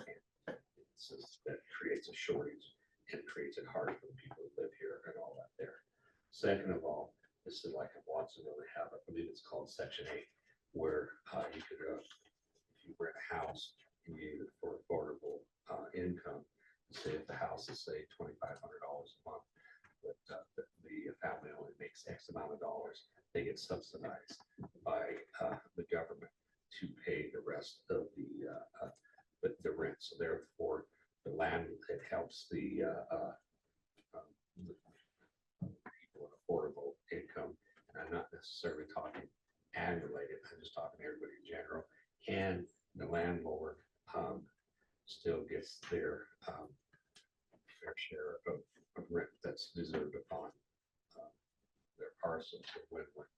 And yeah, the other thing too that I want to talk about is talk about RVs, trailers, and whatnot.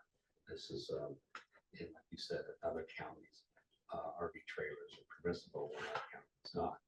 And this is, it's not buying a house parcel, and they have like 3-4 RV hookups, so they can hook up on it well, and they can have their sister-in-law is a travel nurse, and she pulls her RV to different RV parks when she's working in different hospitals, and it's permissible in Oregon, here it's not. So what I'm trying to say is this is what we could do if we're not handcuffed so much by our rules and regulations that we have implemented here. Yeah, and on that note, thank you, Peter. On that note, is you cover Santa Cruz County, right? So the difference between Santa Cruz County and San Mateo County is just so significant. So when we're, remember when we leave this meeting, you guys submit the list of things to change, or would like to see change, to keep farmers here, to keep farming viable here without people leaving. Submit that to Olivia so she could get that to me. And one of the things I'd love to do is I'd love to say, I'd love to shoot you an email, Jess, and say, look, here's 18 things that I think they do differently in Santa Cruz County. Can you tell me if that's correct, or how do they do on the, and jump, read off you and see. Okay, Peter, Carrie has her hand up. Could I take her and then I'll go back to you? I wasn't finished. Oh, You- I'm sorry. Go ahead. I'm sorry. The one last Yes, thing sorry. too, is I want to echo what James was saying about the water. This is here in our municipal water system in Pescadero. This is, it was deemed to the township itself. And this is, but now because, lo and behold, they want to put a fire station on, prime soil, where the, high school is. They're going to extend it and make it okay. Well, what about us farms? I said, we would love to have municipal water to our farms, so that way there, we wouldn't have to depend on our wells and do the water system and be on municipal water like other cities and other towns in our county. And so why are we exempt from that? There was just to respond to that, there was and I'm trying to look at my notes, there was a recent discussion, because that involved LAFCO at the time, right? Like Yes, back, it yeah. was because LAPCO deemed it for the township alone. And what my point is why did LAPCO do that? And the only thing I could think of is because to limit growth again, like the history of our community back to the 60s, when you were allowable to subdivide 5-acre parcels off, and then through time was voted against it not. Some people that own property, that's for over 100 years, it's still here. So here, so I could always subdivide 5 acres off here and there for my children, and then at a sweep of the vote of the county, it was taken away. Well, I was just saying that there was a recent conversation that happened with LAFCO based on a point that was brought up about that. I don't remember where I put my notes on that, but there was a recent conversation on explaining that. But go ahead, sorry. And Peter, if you want, you and I could get together and you could just tell me the stuff and I'll write it down if you don't want to deal with sending me an email. The chair recognizes Carrie Burke. Sorry about that, Carrie.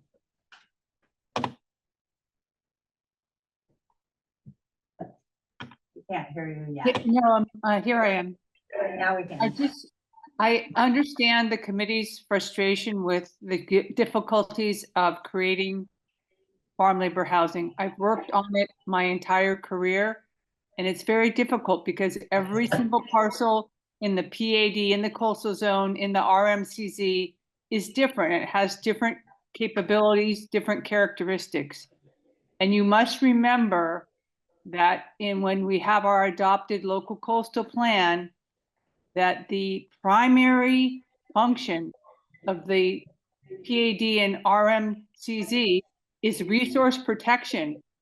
And then right after that kind of comes agriculture and of course the necessary housing. So that's where I think that the county they are struggling with how to balance, the fact that they have laws and rules that they have to follow, certain standards of having minimal standards for water and septic for parcels and create safe housing. So, but it's hard, but I believe in small houses. I think it's all energy efficient and would have a more gentle footprint, but we have to also realize that, that there are some rules that we're bound by no matter what, just because of the Coastal Act and, having to work, within, what a parcel can handle. And, hopefully we'll find some more opportunities out there. Thank you. Thank you, Carrie.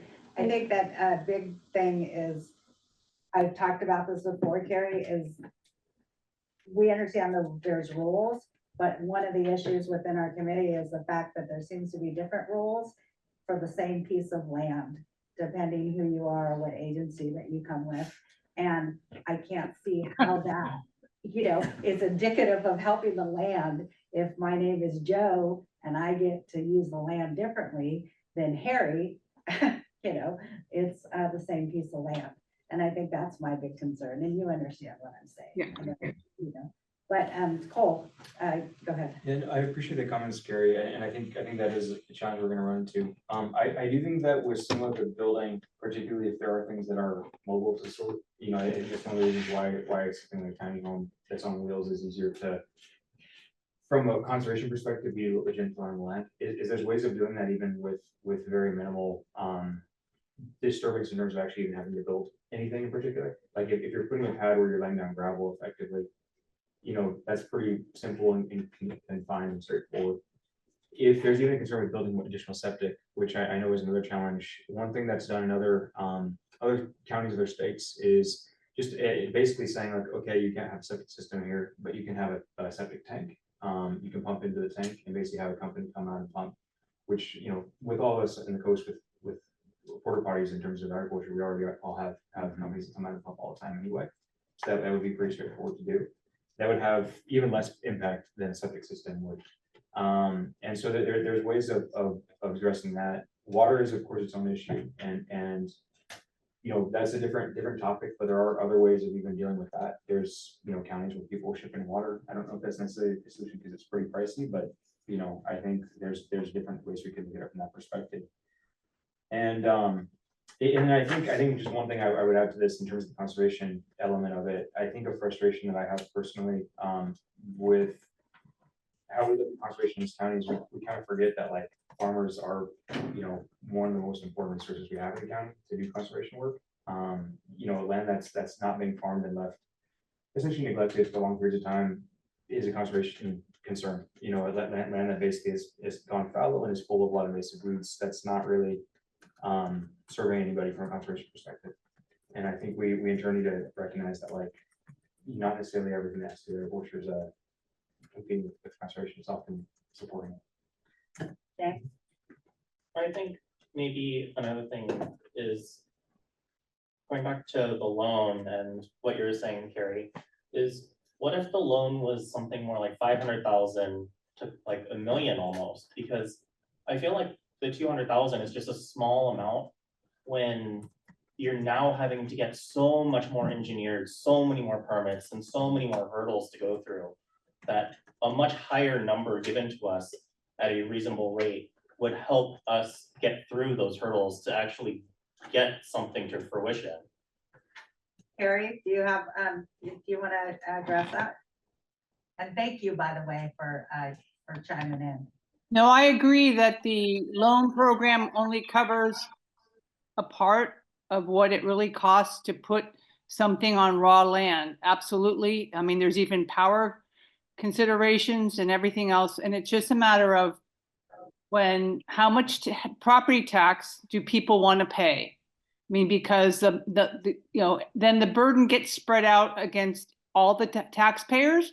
And if there's a special bond or whether our Board of Supervisors would make a bigger allotment for that, you know, that's something that absolutely that, you know, would have to be considered, but it, you know, it comes at a burden, you know, just, you know, to other people or get spread at a, you know, across the entire county.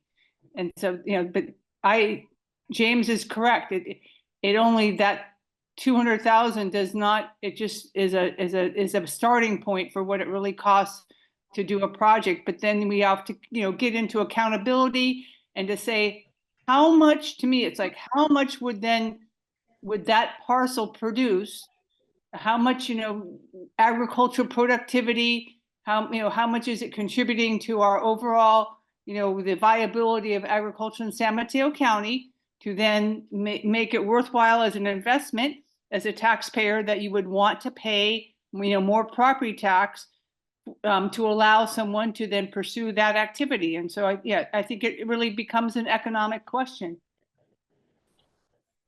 Chair recognizes James, and then we should probably move to the next thing after this because we only have 10 minutes left. Yeah, so my thoughts in response to that is, since they were considering doing a housing project at Bay City, could they have used that money to facilitate this kind of a project?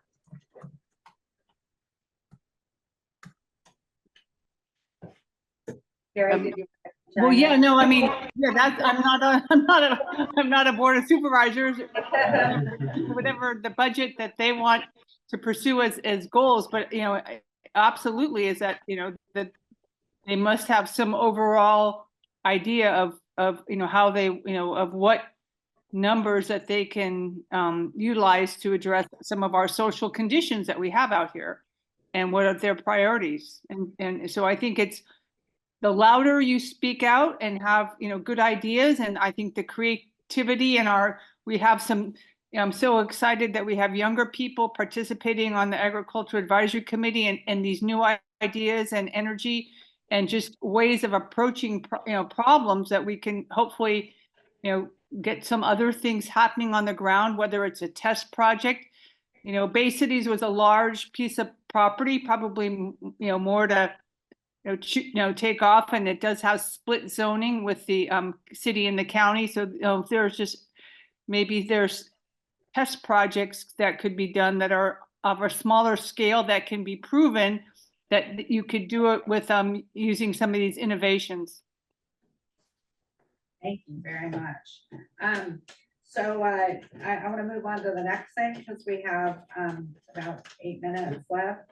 Oh, yeah. Cole? Just one last point. Yeah, of course. Just so this doesn't kind of dead enter, could we propose a next steps of some sort? We could propose this the next meeting.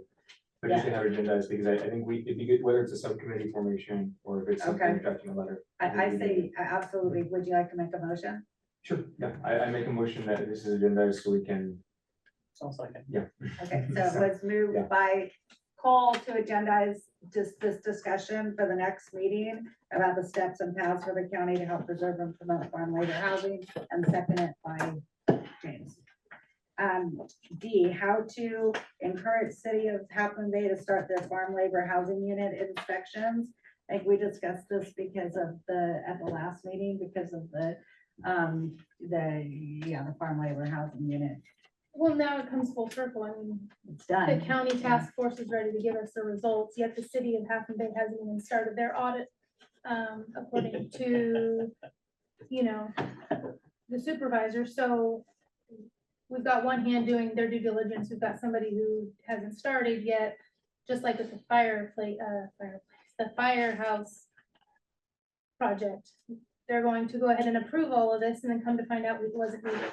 Or, you know, the money's gonna be spent where it maybe didn't have to be. And so how can we get the Half Moon Bay city to start their audits, and how do we light a fire under there? Is there any kind of consequence from the funding source that since the funding source is supposed to be for farm labor housing, if in fact people living there are the bulk of them not farm laborers, is there any, you know, does the funding source have anything to say about that?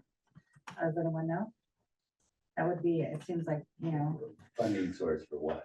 for the farm labor housing unit in Half Moon Bay on Kelly. Oh, So, Well, not only on Kelly, but all these mobile home parks all these mobile home trailers we're gonna put in next to the post office. Are all of those necessary when right, they could be, right. there could be availability down in Moon Ridge or Half Moon Village, We've got 1 the, and 2. yeah, so we have the studies that are coming to fruition. That Olivia, don't forget to get those to us. And also, but yeah, all the farm labor housing units, so the farm laborers in there, James. Can AAC write a letter to county asking for Half Moon Bay to finish their report? We'll have to start it first. Well, the report that she's gonna give us with the 2015, 2016. Specifically to ask for the county to ask Half Moon Bay to finish theirs. Oh, for the Half Moon Bay City. farm labor Yeah, the housing, city of Half Moon Bay. Because the way it was does the explained county to have me any is the county jurisdiction over that? can only do what the county's in charge of. Moon Ridge is county, but Half Moon Village 1 and 2 is city. Okay. And so the city would have to go and do all the farm labor audits for the city. Well, I did see there were appeals at the council meetings, but they've all been thrown out. So So for due diligence, I'm just wondering if it wouldn't be worth approaching the council members at the council meeting. What do you think? I think if that's the step in the right direction, then I think. Should we, should we write a letter to the council as a committee? I feel like I've got a few letters on my plate, but maybe you, can we say, It because has it's to be still the farm. county. I don't- Yeah, I don't That's think why I'm saying can. we have Oh, we to can't. recommend to the county to write to The Kathleen county's Bay. the county's not gonna do Advisory that. to the county. Yeah, that we can't, yeah, James, it can't happen. But any one of Not- us could individually attend a Correct, council yeah. meeting. Yeah, but I think it would carry more weight if it came from the county going, finish your report, finish your homework. Yeah. What occurs, Corinne, are you familiar with what occurs when you have, where the county and the bulk of the farms are in unincorporated areas, but then we have things come up regarding farm labor housing that are the jurisdiction of the city? What kind of pull does the county have with that? Are Well, I you think you familiar? just said it, it's the city has jurisdiction over the city and the county has jurisdiction over the county. So county So can't, that just, yeah, they can't do anything, they don't have any kind of You oversight. gotta bring in the feds. I personally don't see this going anywhere or being a great use of our time. I don't see Moonridge, I mean, it bugs me as well that it was initially designed for farm workers and it's no longer like that, but I don't see a version of this where they're evicting people who aren't farm workers. And speaking as somebody who both employs and is a landlord to farm workers, I know how difficult it is when you initially start off with employees or farmers, and how as time goes on, things happen, and all of a sudden you have non-farmers, not partners of farmers living in houses, and it's a really, there's all kinds of laws about evictions. And it's a really, so I don't see that happening in terms of Moonridge and in terms of whatever housing the city is trying to create.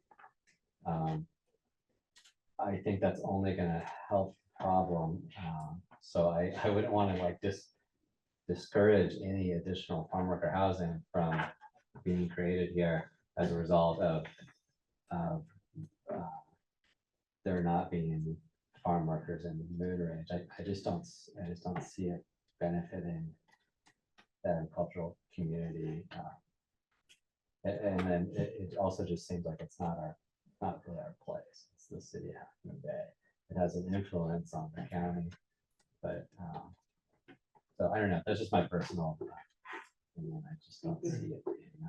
I would propose that we get the data from the needs-based assessment, even the one in 2016, and then we could take that data and look at what the needs were then, and then the newer one and look at what the needs are now. And I understand that's not, the newer one's not gonna be coming to fruition for a while. I think it'll give us more, something to work off of.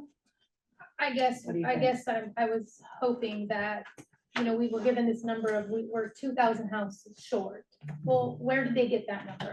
Like if we are 2,000 houses short, we need that much, well, then we can take care of that. But where are you coming up with these numbers? If one party is doing their homework and the other party is not, we're not gonna be accurate. So without the accuracy, we're just recreating this problem. Yeah, I'm not saying I don't So- think they should do a report on who's Right, there. I but guess so that's why I feel like it is Yeah. worth our time or our energy to have them. What if I'm gonna check my calendar for Wednesday night, but what if we either went to that meeting and talked to Justin, or sent him a letter personally or as a committee, and asking Justin, if Justin mates with the housing, if he could address where they got those numbers, and give us those answers. Would that be, what numbers are we talking about? the 2000, yeah. Yeah, where'd that come from? It Comes was from on, the 2016 report, I think. Oh, The- okay.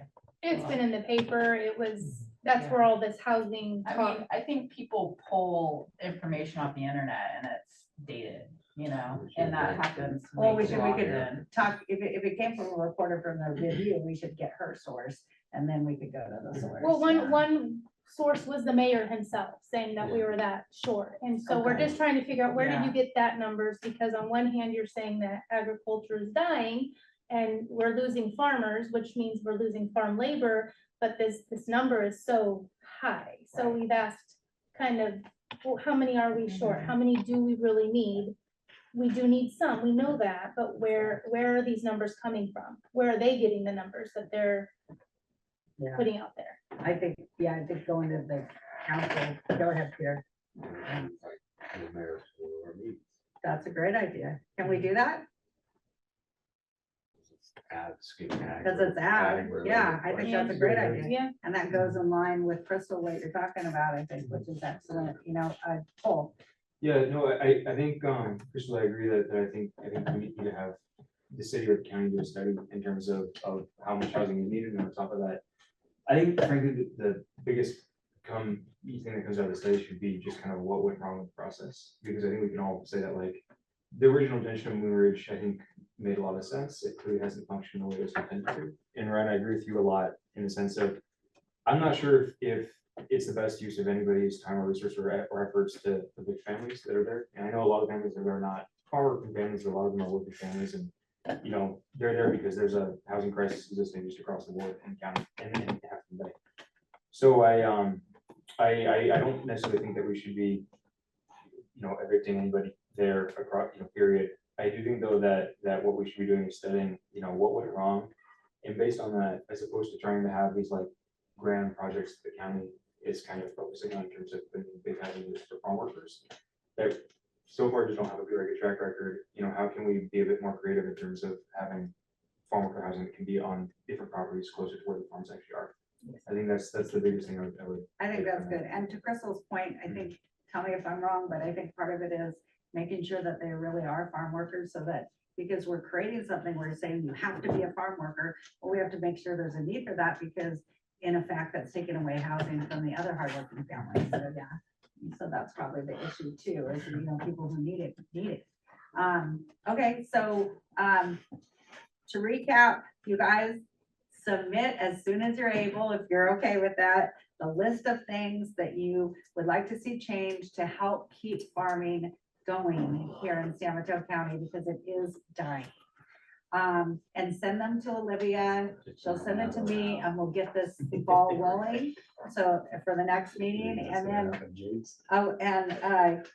with that 2016 study, if we get that for the next meeting, I think it'll be kind of neat. I know it's dated, but if that's all we have right now, at least something, because I was under the impression we'd have anything. So how's it look to you, Corinne? It looks okay? I mean, as far as it looks like a, it looks like a valid study. Well, I think it was at the time, Okay. whether Well, or that's not okay. We can, it still is it's a start. legitimate. It's a start. And then they're working on the one to 2026. And I think, and I'm gonna check my calendar, see if I could go to Wednesday night's meeting. Yeah. So thank you for that. Yeah, I sent the link. There's definitely the link on the site. Another thing is there's the healthcare for the homeless farm worker health program. And they just did a needs assessment. That has nothing to do with housing. That's more about like the needs of the farm workers' health. And that was done in 2022. I haven't read it yet.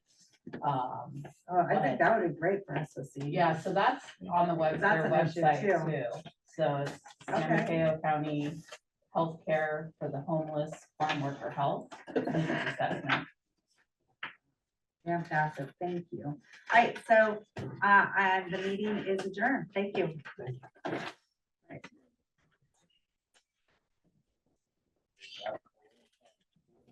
Your ideas? Oh. Okay. I wanted to have, Olivia put that- Nice. Oh, probably today. So, yeah. You want to have her do that?